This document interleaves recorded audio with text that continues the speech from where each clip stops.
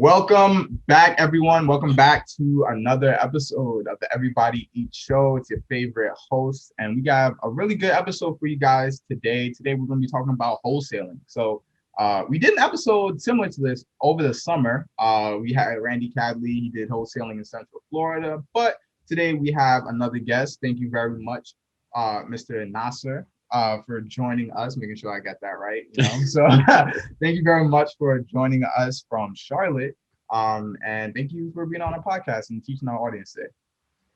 You're welcome, man. Thank you for having me, man. I appreciate it, man. For sure. So before we start, for all our listeners, make sure that you are following us on all platforms, right? If you're watching us on YouTube, make sure that you hit that like and subscribe button so you are up to date and you get those notifications whenever we drop a video. We have our current events segments called Midnight Breakfast. We do those pretty much weekly, giving you guys current news, and we have our regular episodes that are dropping. So make sure that you're up to date on all that on YouTube, and you're following us on all platforms on Instagram, everybodyeats.pod, on Twitter, EBEpod. And of course, you can listen to us wherever you listen to your podcast, Apple Podcasts, Spotify, YouTube, wherever there are, we there, right? So make sure you're tuning in. And we always got to give a shout out, right, to Black business and the people who support us. So our man Sosa, if you watch if you watch our current events episode on Monday,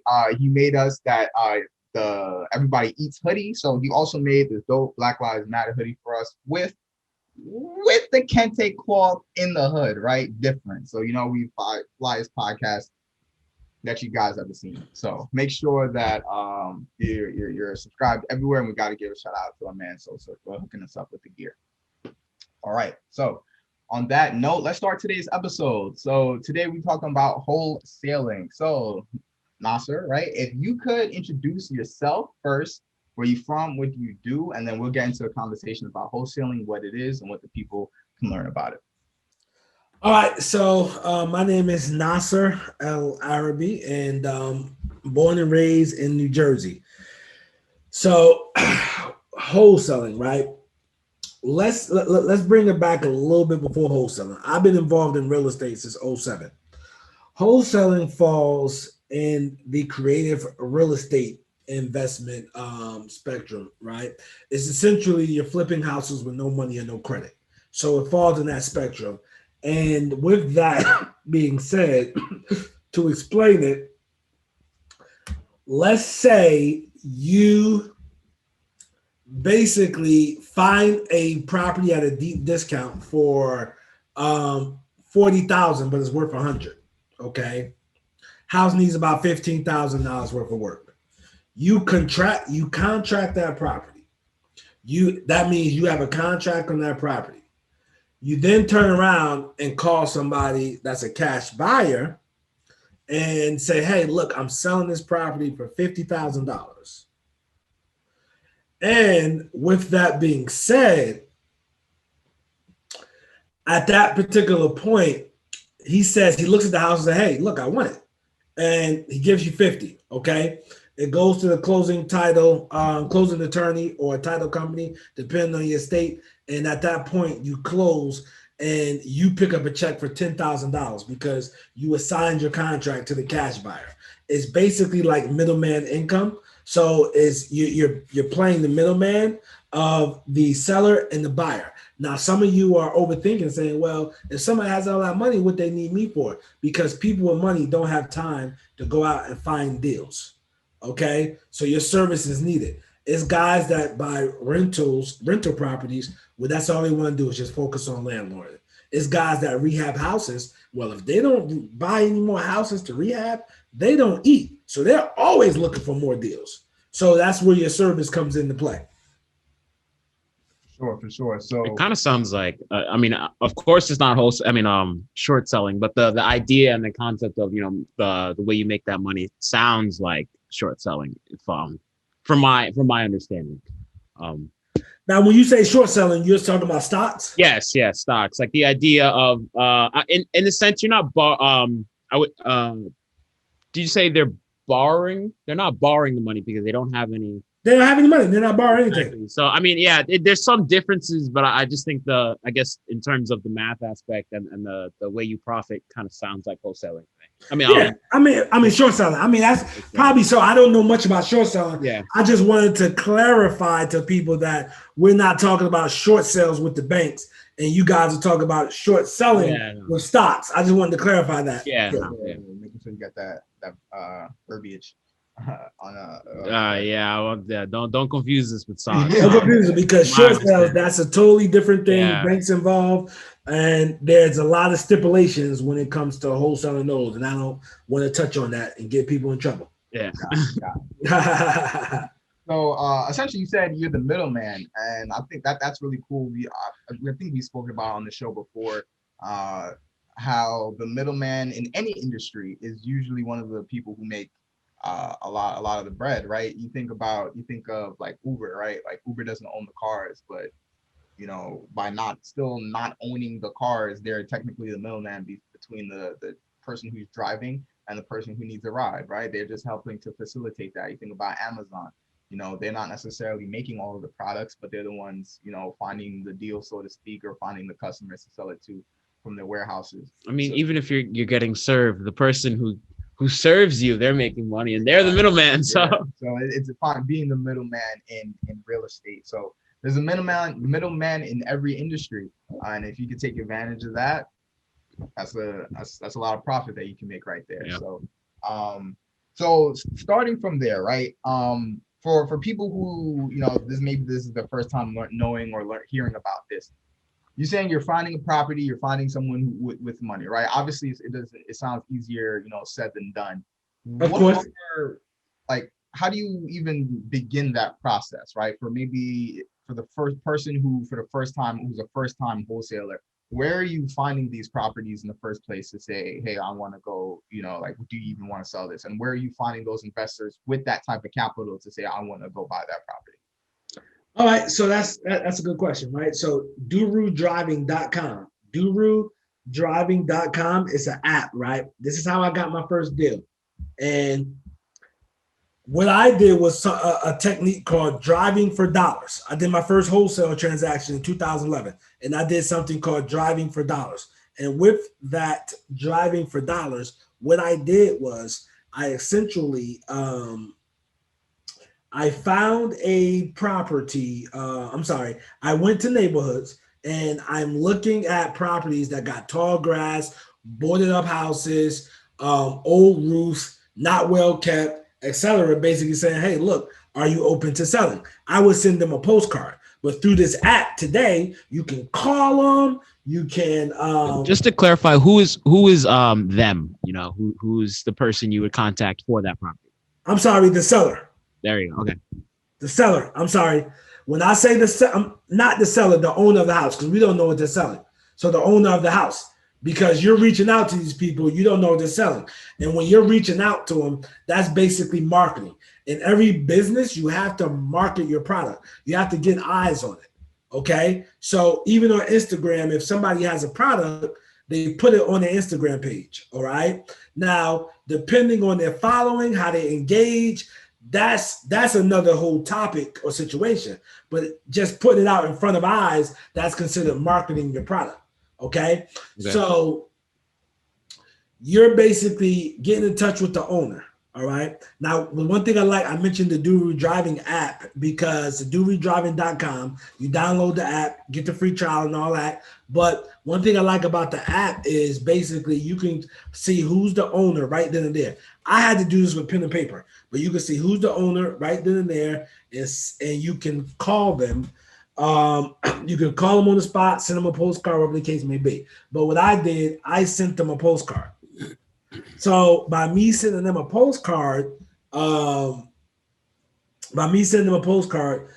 people will call back, and they either tell me their price, they'll curse me out, tell me to never contact them again, or whatever the case may be. But I'm getting my responses, right?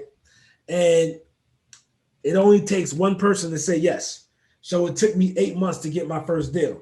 But that's one way you can find what we're calling motivated sellers. As wholesalers, you're not looking for people who want to sell. You're looking for people who need to sell. There's a difference. So I don't know if you're gonna get into it. I don't mean to cut you off, but how do you find that need? How do you like prod and ask questions? How does that dialogue go? Okay, all right, and that's a good question. So basically, you're saying, hey, you're asking your normal house questions. Can you tell me a little bit about the house? Okay, it sounds great. In the meantime, when they're talking to me, I'm on my computer looking at comparables sales to see, because I can't buy a house for 100 that's worth 100. I need a discount so I can make money. So therefore, I'm saying, hey, so can you tell me a little bit about the house? How many beds and baths does it have? Okay, great. All right, and just curious, why are you looking or open to selling? And at that particular point, You're good. My fault. Oh, I think he cut out. no, I'm good. He was staying really still. I was like, oh, No, I knew you had to go turn the camera back on, so I wanted to talk so it could be easier for the editor. Got it. You've been practicing on FaceTime, freezing up on people. Now I want to make it easy for the editor. Okay, so basically what I'm doing, I'm driving. I'm sorry, I'm asking those questions. And when I'm asking those questions, I eventually get to the question. So why are you looking to sell? Well, I inherited this house. I don't want anything. Me and my family live across town, so we just want to get rid of this and move on with our lives. Or my first transaction, my deal was, hey, look, I've been he's like, man, how old are you? I said, I'm 26. I was 26, 27 at the time. So I was like, sir, I'm 26, 27, whenever I was at that time. He was like, man, I've been doing this longer than you've been living. He was like, I'm just tired of it, man. He said, I went out, man. I'm done with it. The last people, we finally got them out. I'm done with the business. Real estate's a great business, but I'm done. So he was motivated because he just wanted out the business. He didn't want to fix up that. He didn't want to fix up the house. If he went to a realtor wouldn't have took him serious because realtor would be like, man, I'm not listing this. This is terrible. So he dealt with me, an investor, and what I did, we agreed on a price of eventually 11,000. I sold it for 13,000. I made 2,000 on that. My first deal, I made $2,000 on my first deal. So that's very small. Yeah. That was essentially what wholesaling, what it consisted of. But you get better with talking to potential sellers of properties. You're going to get better with that. That's just going to come with time. But the way you know they're motivated is the questions that you ask. You're going to talk to people that their house is worth 150. They're going to say, hey, look, I want 150. Well, that's great. I'm not your best option. So therefore, since I'm not your best option, it's better for you to list with the realtor. And they might say, hey, well, I wasn't looking to sell. I was just seeing with you. I was just seeing what you were going to, what you're going to offer. You reached out to me. Okay, well, fine.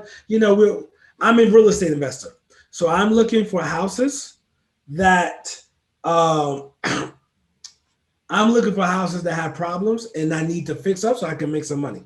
If that's not you, then, I'm sorry to waste your time and I get them off my line, whatever. Because as an investor, right, we need houses that we put money in to make money. Okay. So those are houses I need. Now, as a wholesaler, you put money into it? No, but the end buyer is.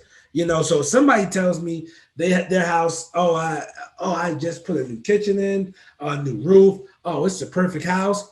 Hey, look, sounds like a great house, and I might not be your best option.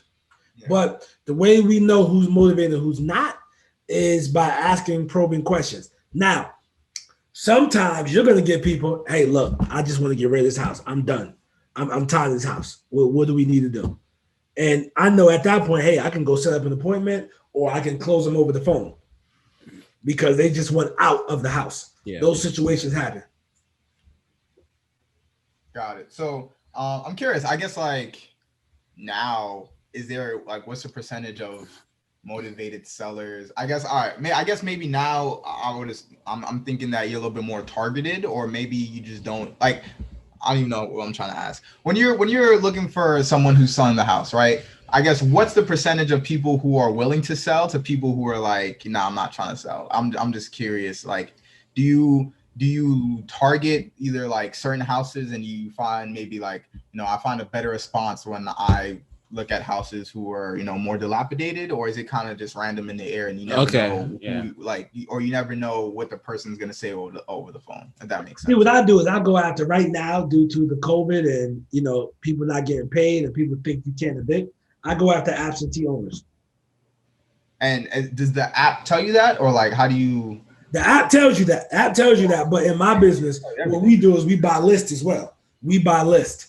So meaning that I'll go to a list broker like durulist.com, right? So at durulist.com, what that does is I can get an absentee owner list. And when guys that's listening, when I say Doru, it's DORU, because I'm the Doru. That's what I go by. Because I'm not a guru, I'm a Doru because I actually do this business. So that's what I go by. I like that. Yeah. Yeah, I like that. Thanks, man. So, but I buy lists and I buy like absentee owner lists. But if you're driving for dollars and if you don't have any money and you're driving for dollars, then that app will tell you. Got it. Okay, that makes sense. So that way you could be a little bit more strategic and targeted. And I'm assuming those absentee listers or people who are absentee are more likely to or more willing to. That's why they absent. Yeah, to sell their house. Okay, that makes sense. I'm curious though, what would you say in that whole process of a deal, finding the seller, getting it under contract, finding the investor, what would you say is the hardest or most difficult part within that process? Is it finding the property? Is it trying to find the investor? Finding the property is the hardest thing in that process. Yeah. And it just takes times and most people give up and quit. But my saying is this, right? Life is going to be hard regardless of if you're doing what you want to do or not. I worked a job that I didn't want to work that job, but I had to work that job. You know why I had to work that job? Because I wanted my bills paid. That was hard to me. That was hard. I didn't want to be there. I didn't like the people there. I wasn't treated well at all. That was hard to me. So with real estate, I knew that was my way out. And eventually, I took before I got fired in September of 2012, I was making $38,000. So then I created a six-figure business. From a six-figure business, turned into a seven. So with that being said, it's harder to find the sellers, but it's one of those situations where it's worth it. Got it. Yeah, for sure. I mean, if that's your source of income and that's how you're making your money, you got to keep trying to find that deal. Like you said, it only takes one person to say yes. And Jay-Z has I don't know if you call it a quote, but there's a video of Jay-Z. He's speaking at some college maybe or some convention. But then he essentially he goes like, you only need to be right once. That's it. And I remember when I first saw that, I never really understood. Like, what do you mean by that? What do you mean by that? But I think he was talking in terms. He was referring to himself. He was talking about music. Jay-Z started doing music at a later age than you think most people get into rap. And he was saying how a lot of people doubted him, saying he's too old, shouldn't be doing it, this, that, and the third. But once his first album hit and look at him he's now, like, all I have to do is be right once. And then once you get it, and then you just move on with it. So I guess you can kind of apply it to wholesaling too. You can have a whole list of 100 people. You only need one person to really say yes before you get that deal. And then once you do that, I'm sure that, like you said, over time, that experience will capitalize and have better strategies and all that good stuff. 100%. For sure. So on that note, we'll wrap up this first segment. And we'll get prepared for segment 2. Edom has that quote of the day. So we'll take a minute and we'll get into that. All right, it's time for segment 2 for that quote of the day. So Edom has that quote. He'll say it. We'll try and guess who said it and give our interpretation. What we got? All right, well, you guys aren't going to guess it. Not because it's from an anime, all right? Only because I said it, and last time I had a quote, nobody got it. So the quote is, energy is currency. I don't think I did that one. Energy is currency. Energy is currency. Short, simple, and to the point. Yeah, I mean, same thing as time is money. I guess energy kind of sounds pretty cool. To me, it gives like a cyberpunk effect to it. But yeah, it's just whatever you put your energy into, whatever you put your time into, that's gonna give you fruit to your labor. So Nah, for sure. You kind of think where like, I like to quote Gary Vee, right? Gary Vee likes to say attention is currency today. But I think that kind of applies to the same thing. When he says attention is currency, he's talking about marketing, right? We were just talking about marketing, right? Age of social media, getting eyes on your post, getting eyes on whatever that you're selling. That is how you make money, and that's what companies are big on. Social media, is attention. But I think energy can be applied the same way. Energy towards your business, energy towards marketing, energy towards anything. That's what makes your business grow. That's what makes anything grow and move, is the amount of energy that you put into it. yep. And people can see that. People can see um, who we had somebody lately, and they said I think it was for the guys from Top Figure, when they're like, "Yo, put." I don't think they said put energy into your product, but they're like put time. Into Oh your yeah, put product time and because your effort customers because just tell. can tell. Because Yeah, customers can tell if yeah, you put time into your product or not, because they'll see the quality, right? And I think energy is the same thing. Whatever that you have, business, brand, whatever, if you're not putting the energy towards it, people could tell. People could tell like how much effort you put into it. Sometimes you could tell first and foremost. if you're being honest with Yeah, yourself, you can yeah. tell first and foremost, and then if you can tell, your The other audience is person gonna in the tell. audience So could tell if you're putting time and effort into your product. It's all about the details and yeah. stuff. So for sure, energy is currency. Any thoughts? And your take, Mr. Nasir? I'm saying, okay, so energy is currency. My personal opinion. I mean, I just think that like energy is money. Stay away from bad energy. Meaning that as entrepreneurs, That's true. sometimes we get with people that, you sure we can do this? I mean, is this going to be, is this going to work out? I mean, I don't want to lose any money. Like, that's just bad energy. And energy is currency. You don't want that around you. So, I take it as that. I take it as, when you say, yo, what you put your energy into, is going to be, going to pay you, which is essentially true. Like, similar to time is money, but it can mean either or, I think. Definitely. So you said stay away from bad energy. I like that. I like Yeah, that. yeah. I mean, yeah, negative people, even people, even not in the entrepreneurship space. Those people, the people always dragging their feet in the mud, and they're always doubting, the doubters and all the pessimists, negative Nancy's, all that stuff. So even outside of the real entrepreneurship space, those people who just don't do any I'd say better for themselves, and the time you spend or waste pouring into that person, you could have been doing something else. Absolutely. Sure. All right. So another Edom original. Could you say that one more time as we wrap this up? The quote is, energy is currency. There we go. Energy is currency. All right. So that wraps up quote of the day. Let's go into our final segment. We'll continue this conversation on wholesaling. So my first question is, there's many things to do with real estate, right? So I haven't gotten into it yet, but from, learning and everything, there's buy and hold. You can rent out the property. You can flip a property to make money. You can wholesale the property to make money. They all have their pros and cons. Obviously you're in wholesaling, but I want to hear your opinion. Maybe either why you went towards wholesaling instead of either flipping or like buying and renting. Do you do a little bit of all three? Kind of like your take on wholesaling versus like flipping properties and like renting out properties. Okay, so I do all of those, but the reason why I went into wholesale, man, when I was at my job, man, I needed to get out and I was broke. And I wanted to make this work. I've been wanting to be a real estate investor since I was 19, man. I'm 37. So with that being said, man, I saw this as an excellent opportunity to make money. I'm like, yo, my paycheck after I take home is $2,400 a month. So I was like, man, the taxes and my dental insurance and all that, I'm like, man, I'm taking home like $2,400 a month. I said, man, if I wholesale one deal a month and make $5,000, that's double my pay. So that's how I looked at it. So that's what got me into it, because I'm like, yo, it's the least amount of risk. As a rehabber, you might have to have a down payment. You have to have money. You might have to have money to fix up the property. Can you do that with no money? Absolutely, you can. Especially if you got friends and family that's willing to front that money. That was not my situation, so I knew what I had to do was get in wholesaling. So that's why I chose wholesaling. Do I build houses? Yes. I build houses. I have rental properties. I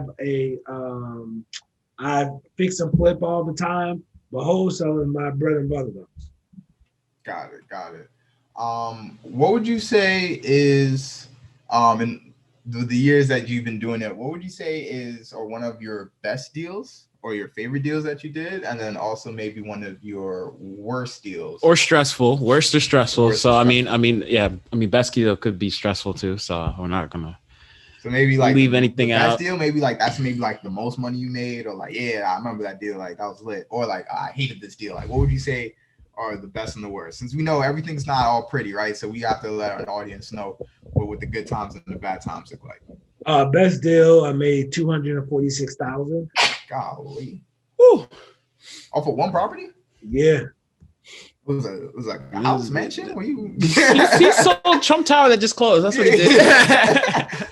Was that like a commercial space? Was that a residential space? It was you might as well say it was a commercial deal.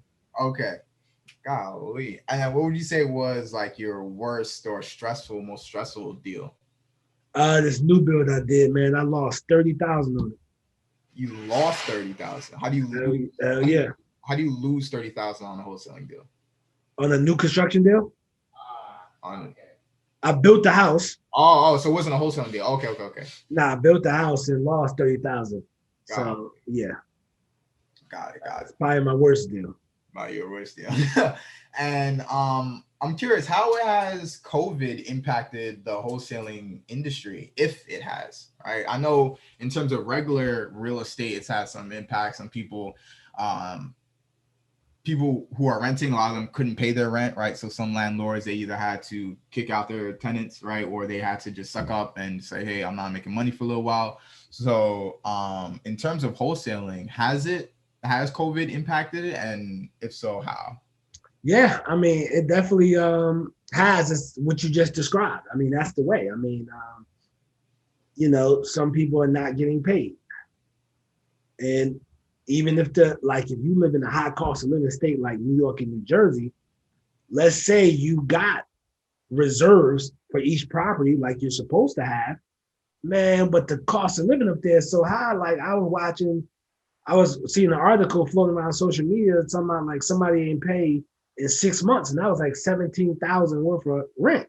Golly. So if you in a place like that, then yeah, that's you know what I mean, you could have reserve. You could be more than prepared, and still it's a hit. So that's the same way in the real estate investing side. Now, as wholesaling, what has it done to wholesaling? I mean, the market is hot here where I'm at. I'm in Charlotte, North Carolina. The market is hot, it's on fire. So I can't really say it affected in a bad way.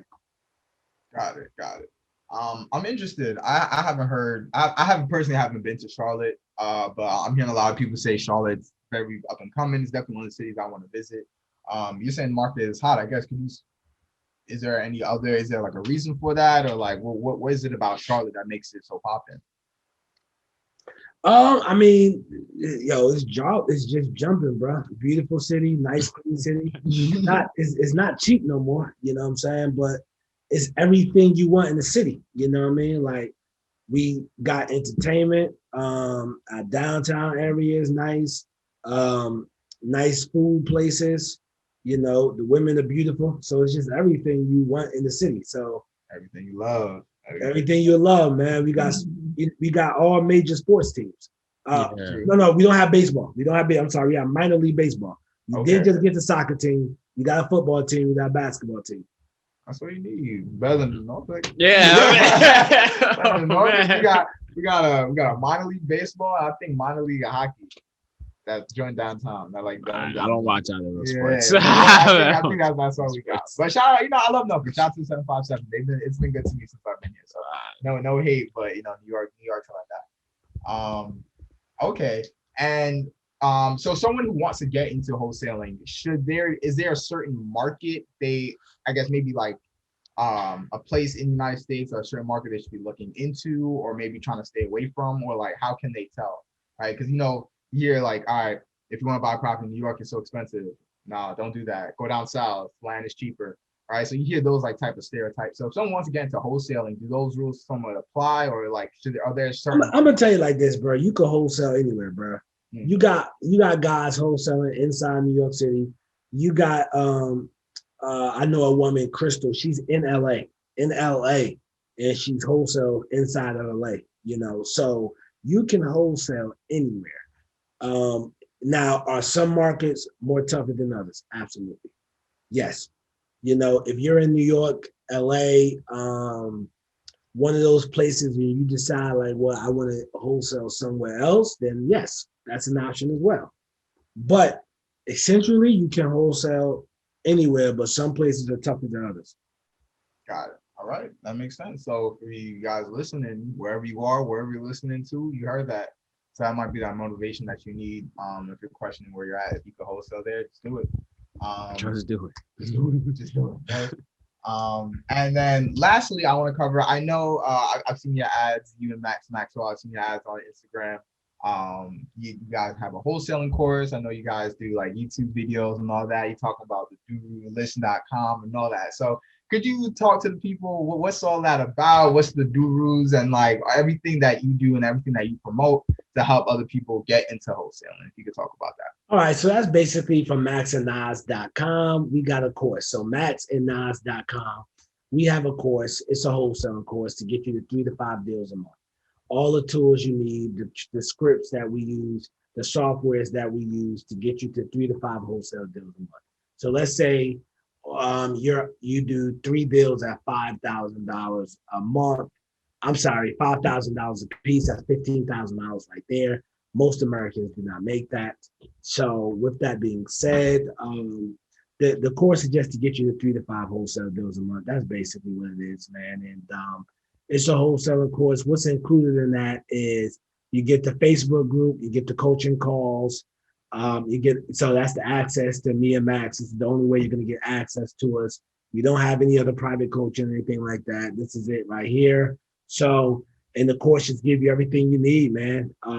You got questions. We even got an app. You can ask on that, the app or in the Facebook group. Got it. And then the Doru websites that you were quoting, that you were mentioning earlier, did you make those, or is that part of the course too? Is that separate? That's part of, we put that in the course as well. Like as far as the sites, the stuff that we use, yes. Got it. All right. These are things that we actually use in our business. Yeah.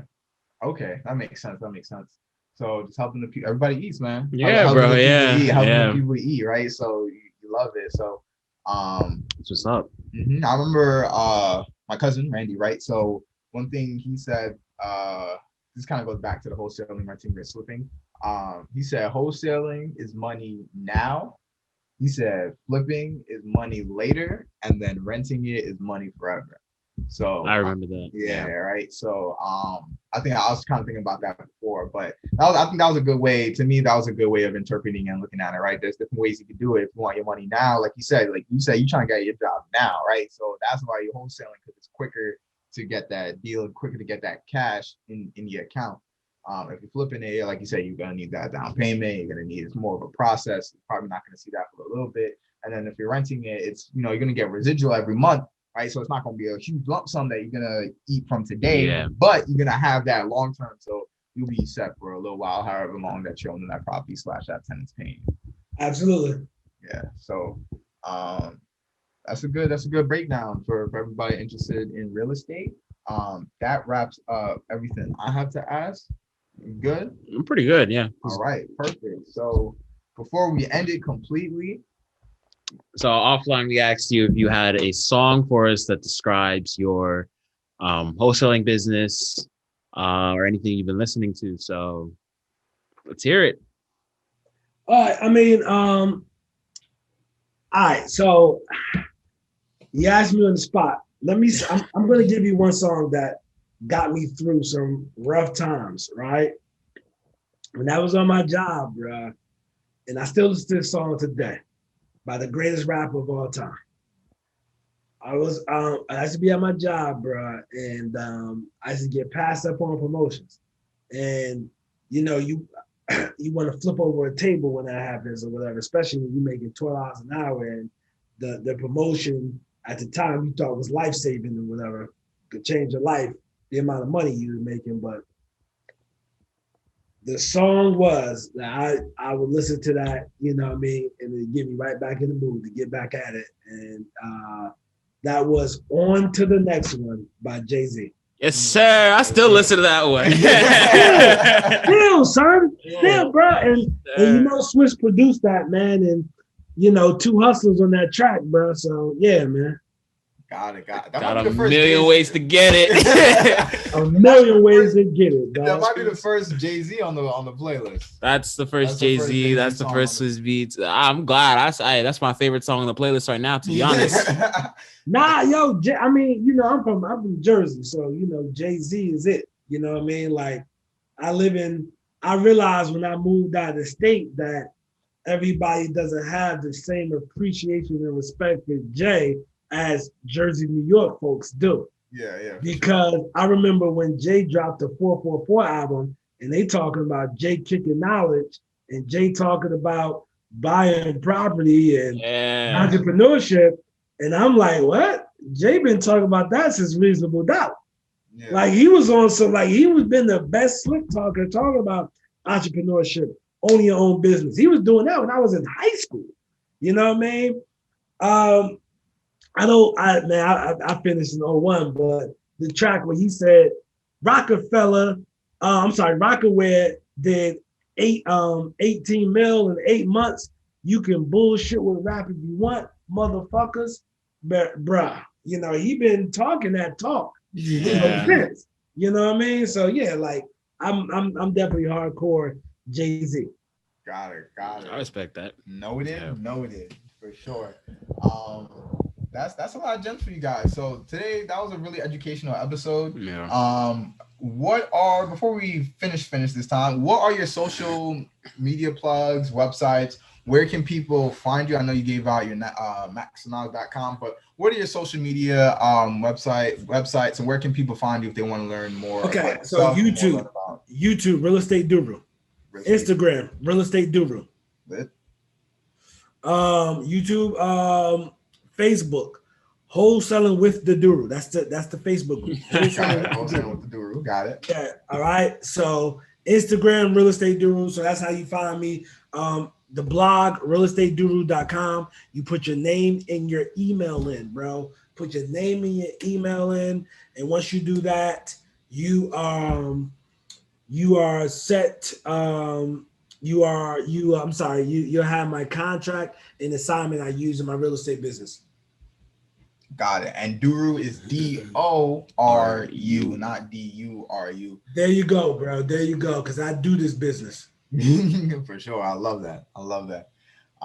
So on that note, that wraps up today's episode. Thank you very much for joining us today, dropping that knowledge, talking about wholesaling.